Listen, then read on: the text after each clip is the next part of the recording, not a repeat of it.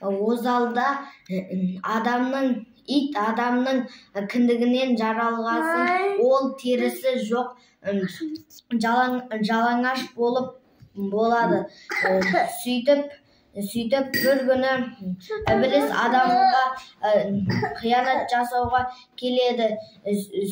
Сол кезде ит оның қасына жақындатпай үреді.